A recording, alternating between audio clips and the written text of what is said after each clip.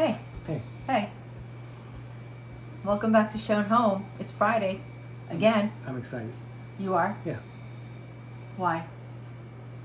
This is the one dessert I cannot resist. Really? It's the only one. God, I've never heard you say that. I can do without dessert. I can too. Except this. If this comes out, I'm done. You're done. That's so funny. And I've never made it for you before. No. That's so interesting. No. Wow. Well, you got a twinkle in your eye today, kid. That's good. Okay. Well, we're making creme brulee if you haven't already guessed. And you know what? It's so easy. So we're just going to start. Okay. Okay. Okay. I have 2 cups of heavy cream in here, and to that I'm going to add a vanilla bean. And if you've never seen a vanilla bean, this is what it looks like. Have you never seen one? Just in jars. Yeah, I put love dried that vanilla beans in smell there. Yeah, so much. yeah. It's funny, Okay. I don't like it in a candle Yeah. smell, but I love it Really? like That just is in really cool. desserts. Wow. It's so good. Yeah. Okay, so you could just drop this in here, but that would kind of be a waste. So when you get vanilla ice cream, Mm-hmm. it's like just straight vanilla, but then if you get vanilla bean ice cream, it's got all those little dots. Yeah. Right? Yeah. And I'll show you why. So you just take a knife and you go down. Yeah. And then No. No way. Really?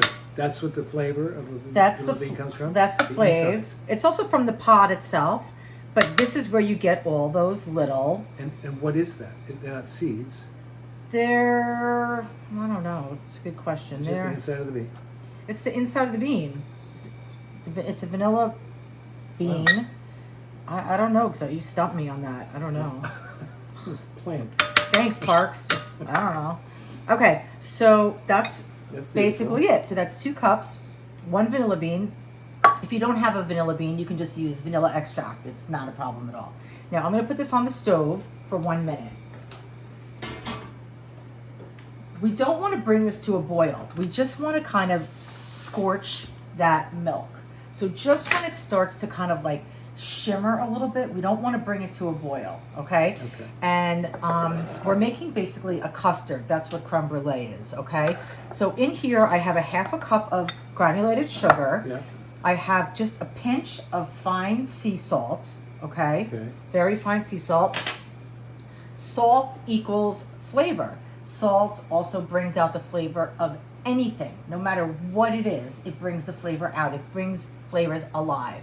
And what people don't realize, some people, not all people, is that salt is really important in desserts because it helps elevate the flavor the same way it does in savory, right? So it's important. Yeah. Okay, and here I have 4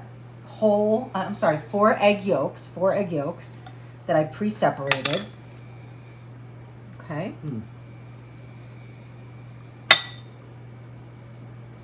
So egg, sugar, salt. Egg, sugar, salt, and then I'm going to use a wooden spoon to mix this, okay? And the reason why is I want to incorporate this, and I want to mix this until it's like a little bit kind of lemony yellow, and that's going to, really incorporate the sugar and the eggs together, and it'll soften up the sugar a little bit. But I'm not using a whisk. Do you have any idea why I might not be using a whisk? You want the granules still? No. No. But good guess. Listen, it's not like an easy answer necessarily. And I'm just kind of like getting the sugar up the side. I'm trying to get that incorporated. And you can see it starts to get pale, a paler yellow, a lemony yellow, instead of that kind of bright orangey. Yeah. And we're incorporating that. So the reason why I'm not using a whisk is because we don't want to have a lot of air incorporated into this. So we're using a wooden spoon, which will mix it just beautifully, but it's not, when you use a whisk, and they also call it a whip, right? You're incorporating air, right? When you're fluffing egg whites or whatever. Yeah. So you're making a meringue. You're getting air in it, then air gives it a lift. We want this to be a smooth, beautiful custard. So we don't want too much air, so no whisk, okay? Okay, good to know. Okay, so moving that around just for a little bit. Waiting for our milk. Okay, and you can make like all different flavored creme brulees. You can do like Earl Grey tea creme brulee. You could do a chocolate creme brulee. You could do coffee, espresso, pineapple creme brulee. You could do passion fruit creme brulee. There's like, Never heard of it's that. really like a blank canvas, Really? but I'm like a traditionalist when Yeah. it comes to creme Yeah. brulee. Yeah. So I really, really prefer just plain. Yeah. I'm happy to try other flavors. They're super fun, but I love straight up creme brulee. And while we're just waiting for the milk, so I have these really beautiful ramekins, and these are like kind of meant for creme brulee. I mean, you can use them for other things. You could do like little mac and cheese in here. You could do like chocolate pudding.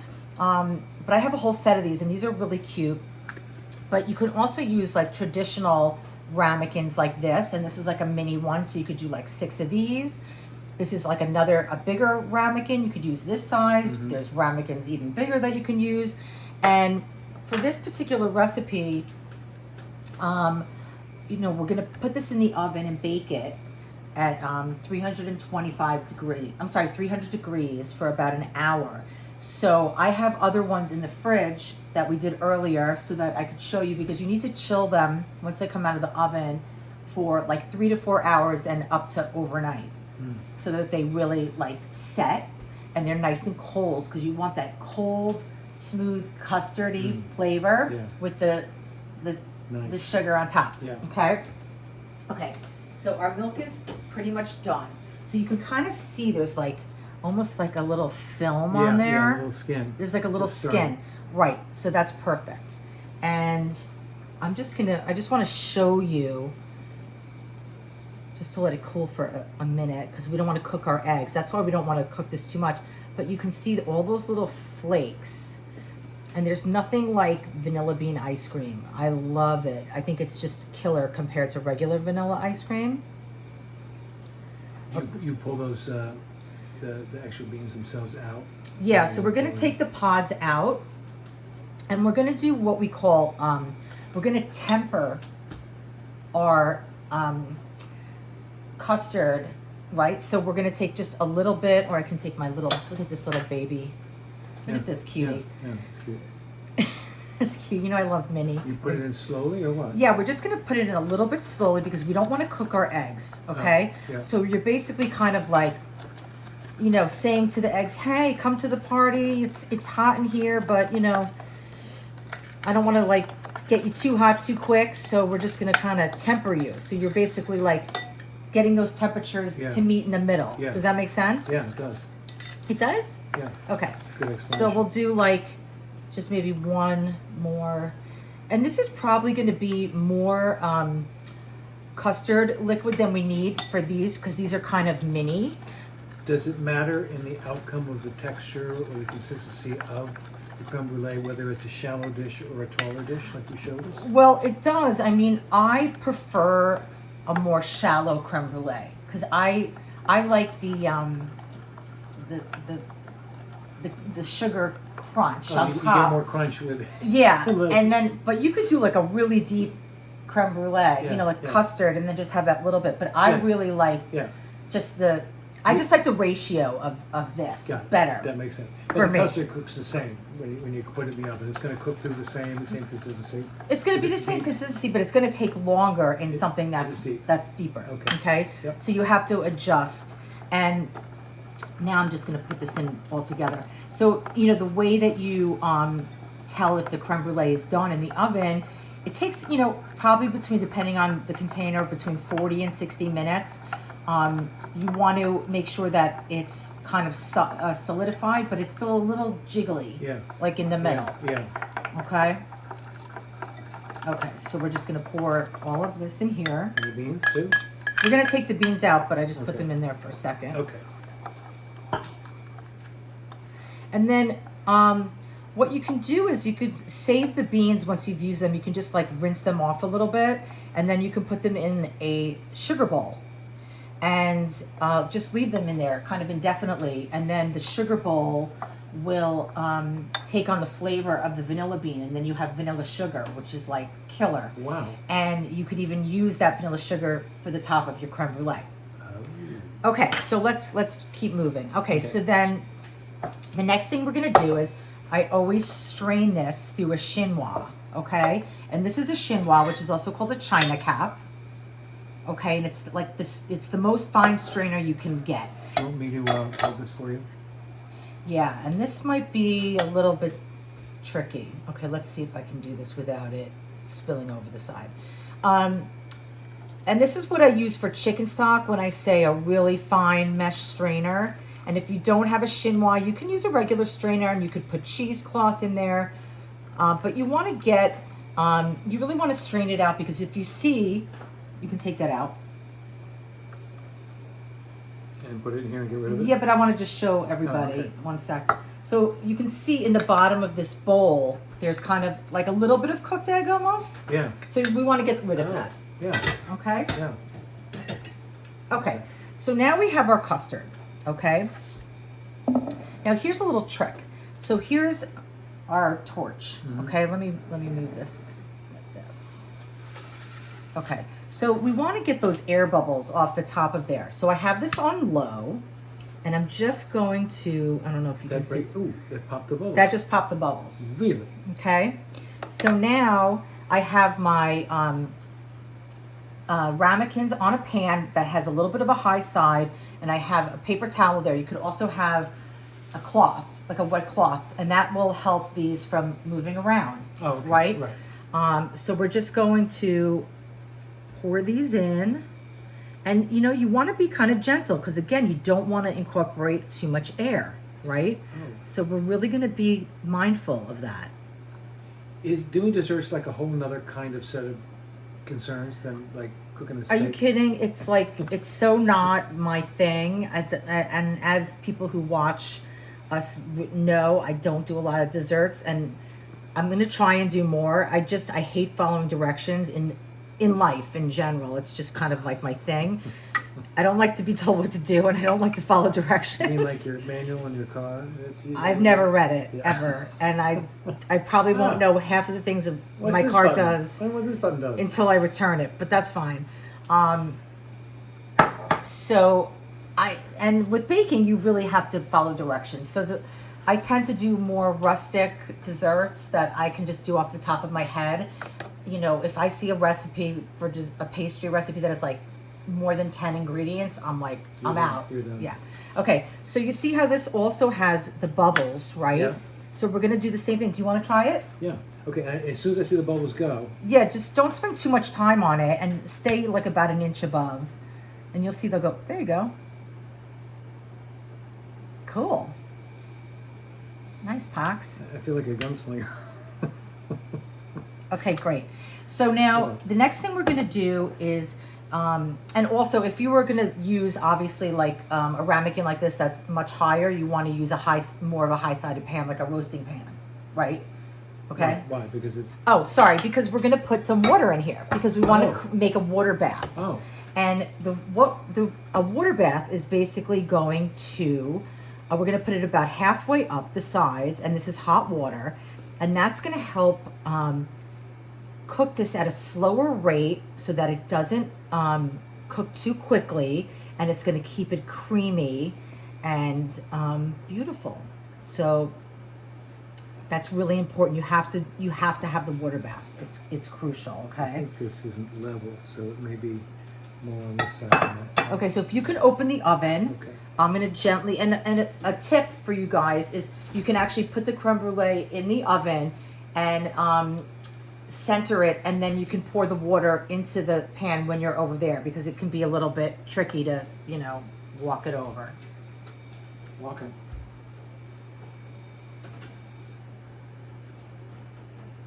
Wow.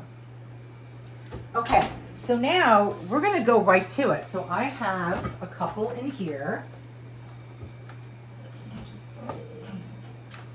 So these are the bigger ramekins that I used. So this recipe filled for this size, okay? So, and you can use a variety. Are you excited? Yeah, I want to see what you're going to do. Okay, so you can use a variety of sugar. When you do this, you can use granulated sugar, you can use brown sugar. I'm using sugar in the raw, okay, which is like a little bit of a bigger granule. And what I like to do is just pat a little bit of the moisture that might be on this from the refrigerator. Just a little bit. Oh, yeah. Just a bit. From the refrigerator. Okay. Okay? Yep. Because there's just like a little bit of condensation. Condensation, thank you. Condensation. Okay, Condensation. so now what you do is you put this over the top. Oh, goodness gracious. And then you just do that. You want to pour some on yours? Yeah, I do. And I'm going to get started on mine. What happens if I put more on than you did? It's just going to take a little longer to caramelize, and that's okay. And I like to, go slow. I like to just keep moving it around. I don't stay in one spot too long. I don't get too close to it. I think you have more. You can put as much as you want, Parks. Well, as you say, this is the best part. Okay, that's good. So while we're doing this, because this is going to take a minute, let's. I can tell you when I had creme brulee first. Okay. It's kind of funny. The first time I had creme brulee was when I was in culinary school, because I went to French Culinary Institute, and it's obviously a very French dessert, and that's where I learned how to make it. And the recipe that we used in at French Culinary was the recipe from Le Cirque in New York, which is a very famous French restaurant. And I fell in love with creme brulee. I really think that may have been the first time that I had it. I don't remember having it before then, but I learned how to make it in school. And what I realized was that it's one of my mom's favorite desserts. So when I told her that I had had it in school, she was so excited. And I immediately went and bought these ramekins, these exact ones here. Really? Because they're like classic creme brulee ramekins. You've had these all these years? Oh my God, yeah. Since French Culinary School. Oh yeah, since 1995 I've had these. And my mom was so excited, and I used to make it for her all the time, and she loved it. And then the first time I had it in a restaurant that I can remember is my parents took me to Le Cirque, because I wanted to have the creme brulee at Le Cirque, which was the one that Yeah. Anyway, so I just always loved it. It's super decadent. And when you had it there, was it like the one you had when you made it? It was. Yeah. It was. And it was amazing. Wow. And I bought a torch, and I just got totally into it. I was such a geek, such a culinary student geek. Okay, you want to try, Parks? Yeah, I do want to try. I'm going to try with this one. Okay. And so you're getting it to kind of pool up there a little bit. Yeah, I mean, I'm going to go a little bit more, but I want you to get in on the action. Does it matter how close I am? I mean, you can get a little bit closer. okay, just to really make it get hot. Yeah. You just don't want it to get like black. Yeah. But isn't that a simple dessert to make? Yeah, yeah. But so the challenge is that you put it in the fridge for hours. So if you make it, it's going to be a while before you get to have it, right? Yeah, like I made this morning and put it in the fridge, and then we went about our day, and then here we are. And you really want it nice and cold, so at least 3 hours. And I forgot to say, when I put it in the oven, I cover it with foil. Okay. Oh. Sorry. Is that happening by you? And why do you do that? And not every recipe calls for that, but it just again slows down the cooking, and it doesn't get brown on top. Oh. Because this is going to be the brown. Yeah. Huh. It's so interesting.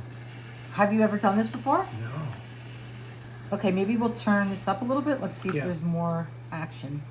Oh. Turn it up just slightly. Okay. Okay, get a little closer. Yeah, to make sure this really gets going. Yeah. Okay, so let's clean up a little bit, and Okay. we'll finish this, and we'll come back, and we're going to taste it. Oh. So do you know what creme brulee means? Burnt cream. Yeah. That was a guess. You're right. Brulee is to burn. Yep. Brulee something. Huh. Mm-hmm. Okay, And now, creme is cream. yeah. Creme brulee. That looks so beautiful. You gotta love the French. You really do. And mine's almost as pretty as yours, and that's just I fine think with me. it's gorgeous. Because yours is gorgeous, but I'm gonna stop there. Okay. Okay? Okay. Okay. So that was fun. Okay, And, so now where are we? well, now we taste. Oh, we can. Is it not too hot? No? Really? We just had the blowtorch on. Really? Okay. You're with me. Should we share one, or you want to just? I want my own. Yeah, I don't know about you. Okay. Oh, okay.